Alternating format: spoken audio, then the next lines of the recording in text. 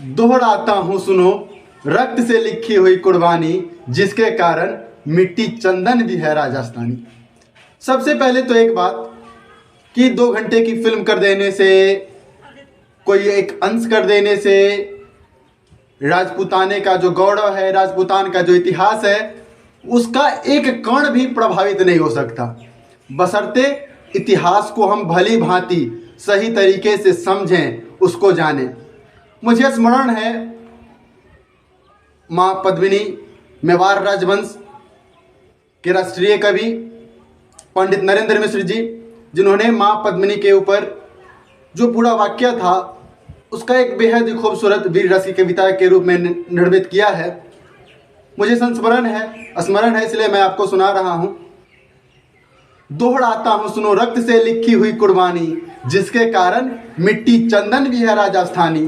रावल रत्न सिंह को छल से कैद किया खिलजी ने, कालजयी मित्रों से मिलकर दगा किया खिलजी ने। खिलजी का चित्तौड़ दुर्ग में एक संदेशा आया, जिसको सुनकर सौक्ती सर पर फिर अंधियारा छाया। वो बड़ी पुरानी कहावत है, रावल रत्न सिंह खिलजी। एक परंपरा आती है हमारे यहाँ, अतिथि देवो भव, अतिथियों का सत्कार करना हमारे सनातन धर्म में बढ़ चढ़कर माना गया है। तो खिलजी आए हुए थे रावल रत्न सिंह के यहाँ, चित्तौड़ दुर्ग में आए हुए थे।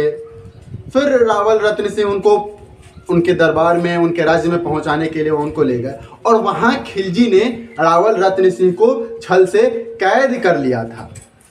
10 दिन के भीतर न पद्मिनी का डोला यदि आया, यदि न रूप की रानी को तुमने दिल्ली पहुंचाया, तो फिर राणा रत्न सिंह का शीश कटा पाओगे, शाही शर्त न मानी तो पीछे पछताओगे। बात यह हुई कि खिलजी ने रावल रत्न सिंह को कैद कर लिया, और फिर यहाँ मेवाड़ राजवंश ने एक संदेशा भिजवा दिया कि अगर 10 दिन के भीतर रानी पद्मिनी नहीं आती है खिलजी के पास चल के, दिल्ली नहीं आती है रानी पद्मिनी, तो रावल रत्न सिंह का शीश जो है, सर जो है, वो काट दिया जाएगा। यह दारुण संवाद लहर सा दौड़ गया रण भर में, यह बिजली के तरह क्षितिज से फैल गया अंबर में। महारानी हिल गई थी, शक्ति का सिंहासन डोला था सतीत्व मजबूर, जुल्म विजयी स्वर में बोला था। रुष्ट हुए बैठे थे सेनापति गोरा रणधीर। रावल रत्न सिंह के राज्य में उनके सेनापति थे, उनका नाम था गोरा। गोरा से आताताई डरते थे, भय खाते थे। उनकी तलवार में, उनके भुजाओं में वो शक्ति थी जिससे सारे दुश्मन, सारे आताताई उनसे डरते थे, घबराते थे। लेकिन रावल रत्न सिंह की जो संधि नीति थी, उससे वो पहले ही आशंकित थे। उन्होंने मना किया था राजा को कि आप ऐसा ना करें, और राजा ने अपने सेनापति की बात नहीं मानी थी, जिस कारण जो उनके सेनापति थे गोरा, वो उनसे नाराज हो चुके थे और उन्होंने दरबार छोड़ने का निर्णय कर लिया था। अब सोचने वाली बात है, जो उन्होंने अपनी सारी परंपरा, सारा खानदान राज्य की सेवा में लगा दिया, और बड़ा दुख होता है गोरा के मन में, जबकि राजा ने उनकी बात ना मानी, और इस कारण वो ग्लानि महसूस करते हुए राज दरबार छोड़ दिए थे। पर रानी ने प्रथम वीर गोरा को खोज निकाला, वन वन भटक रहा था मन में तिरस्कार की ज्वाला। गोरा से पद्मिनी ने खिलजी का पैगाम सुनाया, मगर वीरता का अपमानित ज्वार नहीं मिट पाया।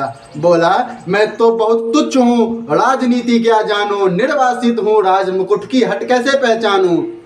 बोली पद्मिनी, समय नहीं है वीर क्रोध करने का, अगर धड़ा की आन मिट गई घाव नहीं भरने का। दिल्ली गई पद्मिनी तो पीछे पछताओगे, जीते जी राजपूती कुल को दाग लगा जाओगे।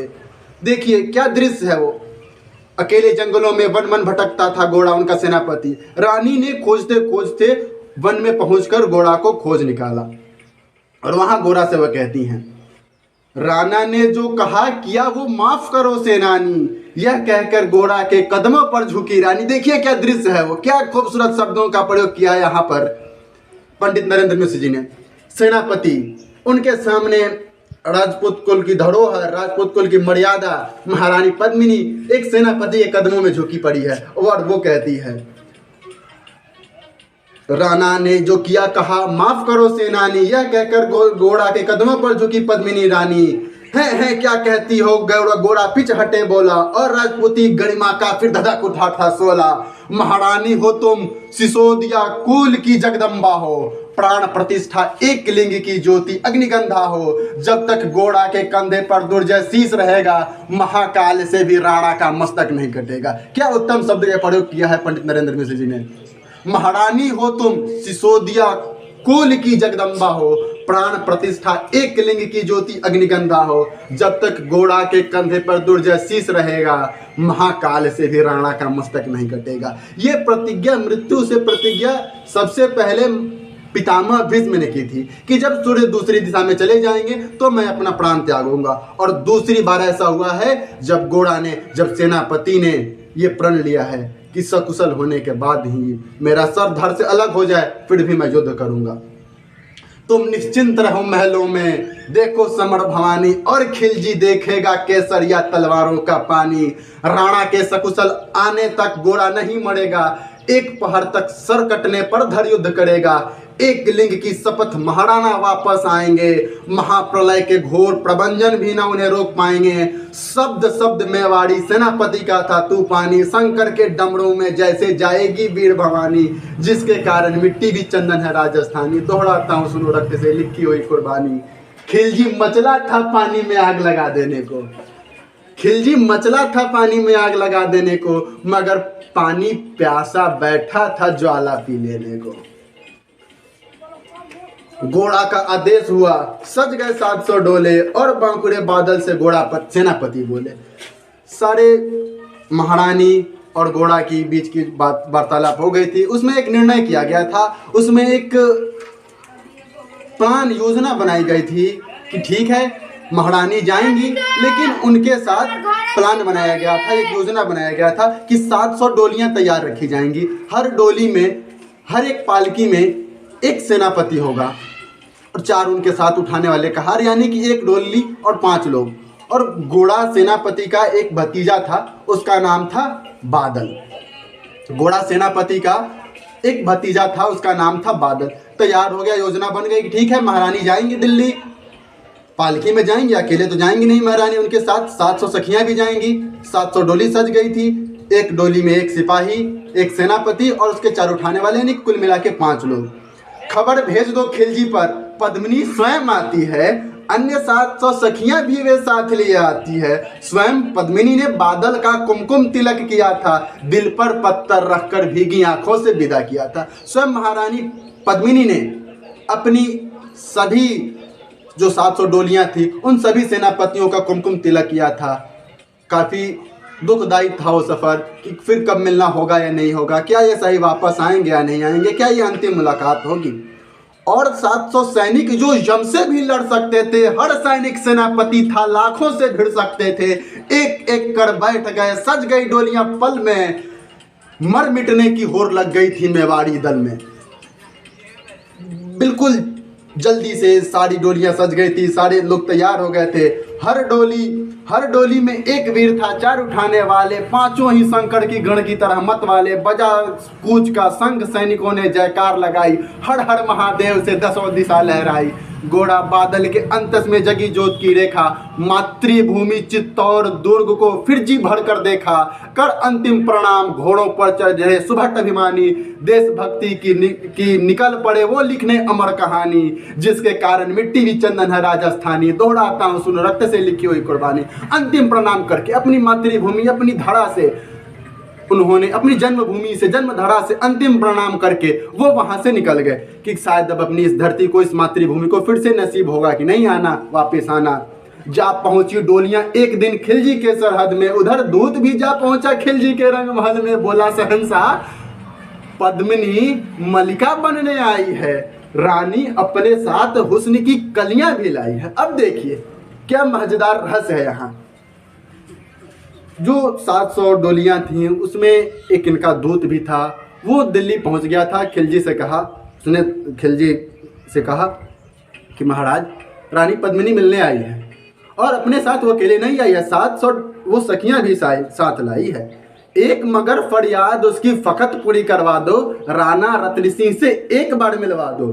खिलजी उछल पड़ा, फौरन यह हुक्म दिया था, बड़े शौक से मिलने का शाही फरमान दिया था। दूत ने कहा कि ठीक है, पद्मिनी आई है, वो आपकी मलिका बनेगी, लेकिन उसकी एक अरमान है, उसकी एक अंतिम ख्वाहिश है, वो आप पूरी करवा दो। एक बार उस बेचारी को आप राजा से मिलवा दो, रावल रत्न सिंह से मिलवा दो। और ये तो उछल पड़ा कि हैं, अब तो रानी खुद मिलने आई है, अब क्या हर्ज है, ठीक है मिलवा देते हैं इसे। यह लोहार पद्मिनी भेष बड़े शौक से मिलने का शाही फरमान दिया था। वह शाही फरमान ने दूत घोड़ा तक पहुंचाया। घोड़ा जो उठे उस क्षण बादल को पास बुलाया, बोला बेटा आ गया वक्त अब कट मरने का, मातृभूमि मेरा धड़ा का दूध सफल करने का। जब दूत ने यह खबर घोड़ा को सुनाई कि खिलजी तैयार हो गया है, वो मिलवा देगा रावल रत्न सिंह से, घोड़ा अब तैयार हो गए थे, वो कमर कस चुके थे। उन्होंने फौरन अपने भतीजे बादल को बुलाया कि बेटा आ जा, अब वक्त नहीं है, अब समय आ गया है कट मरने का, अपनी धड़ा की दूध सफल करने का बेटा अब वक्त आ गया है। यह लोहार पद्मिनी भेष में बंदी गिरी जाएगा, केवल 10 डोलियां लिए घोड़ा पीछे धाएगा, यह बंधन काटेगा, हम घोड़ा को मुक्त करेंगे, घोड़सार कुछ उधर आड़ में ही तैयार रहेंगे। और उन्होंने जो योजना बनाई थी उस योजना में था ये बात कि जो डोली है उसमें एक लोहार रहेगा, और वही लोहार पद्मिनी भेष में यानी कि रानी के भेष में बंदी गिरी जाएगा, राजा की बेड़ियां काटेगा।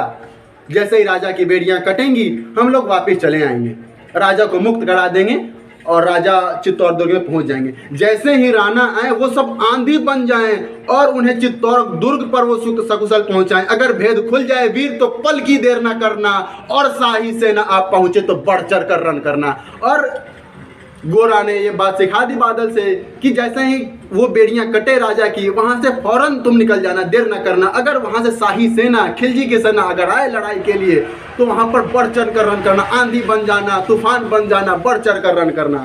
राणा जिधर जाए शत्रु को उधर न बढ़ने देना, और एक यमन को उस पथ पर पांव न धरने देना। मेरे लाडले बादल आन न जाने पाए, तिल तिल कट मरना, मेवाड़ी मान न जाने पाए। ऐसा ही होगा काका, राजपूती अमर रहेगी, बादल की मिट्टी में भी गौड़ों की गंध रहेगी। तो फिर आ बेटा सीने से तुझे लगा लूं, ना हो सके शायद अब मिलना, अंतिम लड़ा लूं। और फिर बादल से घोड़ा ने कहा कि बेटा अब अंतिम बार मिलते हैं, अब समय आ गया है, अब समय आ गया है आर पार कर देने का, जीत हार का फैसला अब आ गया है बेटा। और जैसे ही दोनों गले मिले, घोड़ा पीछे हट बोला, ये मैं मुंह में भर रहा हूँ या मैं सीने में भर रहा हूँ, कहीं मैं कमजोर ना पड़ जाऊं। उसका कलेजा पिघलने लगा और फिर पीछे हटकर बोला, जा बेटा अब तू तैयार हो जा। यह कह बाहों में भरकर बादल को गले लगाया, धरती कांप गई, अंबर का अंतस मन भर आया। सावधान का पुनः पथ पर बड़े घोड़ा से नानी, पहुंच लिया झट से मुड़कर बूढ़ी आंखों का पानी, जिसके कारण मिट्टी भी चंदन राजा ने छांट छांट कर शाही पहरेदारों के सर काटे। लिपट गए घोड़ा से राणा, गलती पर पछताए, सेनापति की नमक हलाली देख नयन बढ़ाए। क्या दृश्य रहा होगा, जिसको मैंने अपने राज्य से निकाल दिया है वही फिर मेरी जान बचाने के लिए, मेरी प्राण रक्षा के लिए वो अपनी जान की बाजी लगा कर आया है। क्या सोचा होगा वहां पर रावल रत्न सिंह ने घोड़ा के लिए। पर खिलजी का सेनापति पहले ही से शंकित था। खिलजी का जो सेनापति था वो पहले से आश्चर्य में था, पहले से उसके मन में शंका थी कि ये राजपूत लोग, ये मेवाड़ी लोग ऐसे ही हार मानने वाले नहीं है। पद्मिनी खुद चल के आई है, रानी बन जाएगी, ऐसा नहीं है। उसके मन में शक था, उसके मन में भय था। पहले से तैयार सैन्य दल को उसने ललकारा, निकल पड़ा टिड्डी दल का, रण में बजने लगा नगारा। दृष्टि फिरी घोड़ा की मानी, राणा को समझाया, रण मत वाले को रोका, जबरन चित्तौड़ पठाया। और फिर उन्होंने राणा को रोका। रत्न सिंह जो खुद आवेशित हो गए थे, रण के लिए तैयार थे, युद्ध के लिए तैयार थे, लेकिन गोरा ने उनको कहा कि नहीं, आपको रण नहीं करना, आपको युद्ध नहीं करना, आप चित्तौड़ चले जाओ, अब अपने दुर्ग में सकुशल वापस आ जाओ, यहाँ हम लोग काफी हैं। राणा चले तभी शाही सेना लहरा कर आई, खिलजी की लाखों नंगी तलवारों पर पड़ी दिखाई। राणा के पथ पर शाही सेनापति तनिक बढ़ा था, उस पर तो घोड़ा हिमगिरी सा अड़ा खड़ा था। कहा जफर से, एक कदम भी आगे न बढ़ सकोगे, यदि आदेश न माना तो कुत्ते की मौत मरोगे। रत्न सिंह तो दूर, उनकी न छाया तुम्हें मिलेगी, दिल्ली की भीषण सेना की होली अभी जलेगी। यह कहकर महाकाल बन घोड़ा रण में हुंकारा, लगा काटने शीश बही समर में रक्त की धारा। खिलजी की असंख्य सेना में घोड़ा गिरे हुए थे, लेकिन मानो वो रण में मृत्युंजय बने हुए थे। पुण्य प्रकाशित होता है जैसे अग्नि पापों से, फूल खिला रहता जैसे असंख्य कांटों के संतापों से। वो मेवाड़ी शेर अकेला लाखों से लड़ता था, बढ़ा जिस तरफ वीर उधर ही विजय मंत्र पढ़ता था। इस भीषण रण से दहली थी दिल्ली की दीवारें, खिलजी से टकरा कर टूटी थी, घोड़ा से टकरा कर टूटी थी खिलजी की तलवारें। मगर कयामत देख अंत में छल से काम लिया था, घोड़ा की जंघा पर अड़ी से छिपकर वार किया था। वहीं गिरे वीरवर घोड़ा जफर सामने आया, शीश उतार दिया धोखा देकर मन में हर्ष आया। अंत में छल से काम लिया जफर ने, जो कि खिलजी का सेनापति था। अंत में जब घोड़ा से उसकी भिड़ंत सफल नहीं हो रही थी तो उसने छिपकर उनके जांघों पर वार कर दिया तलवार से, और घोड़ा गिर पड़े थे।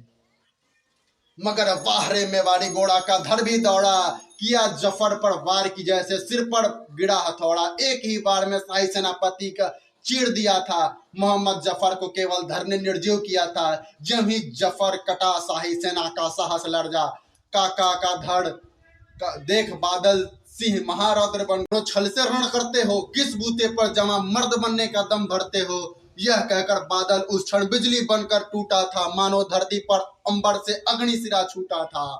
किस ज्वालामुखी फटा हो जैसे दरिया हो तूफानी, सदियां दोहराएंगी बादल की रणरंग कहानी। क्या उत्तम शब्द है। ज्वालामुखी फटा हो जैसे दरिया हो तूफानी, सदियां दोहराएंगी बादल की रणरंग कहानी। अड़ी का भाला लगा पेट में, आते निकल पड़ी जख्मी बादल पर लाखों तलवारें खिंची खड़ी थी। कसकर बांध लिया आंतों को केसरिया पगड़ी से, रंचक डिगाना प्रलयंकर सम्मुख मृत्यु खड़ी से। अब बादल तूफान बन गया, शक्ति बनी फौलादी, मानो खप्पर लेकर रन में लड़ती हुआ जादी।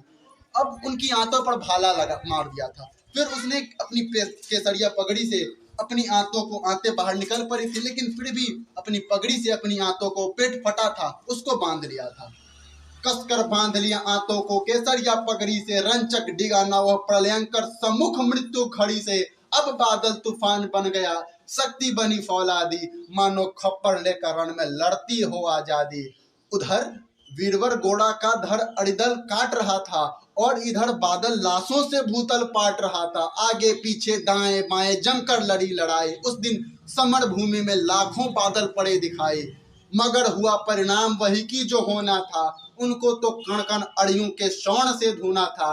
मेवाड़ी सेना में राणा सकुशल पहुंच गए थे, घोड़ा बादल तिल तिल कर रण में खेत रहे थे।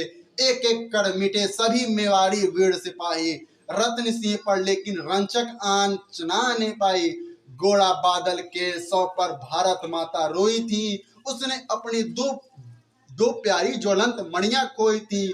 धन्य धड़ा मेवाड़, धन्य घोड़ा बादल बलिदानी, जिसके बल से रहा पद्मनी का सतीत्व अभिमानी, जिसके कारण मिट्टी भी चंदन राजस्थानी। दोहराता हूं, सुनो रक्त से लिखी हुई कुर्बानी।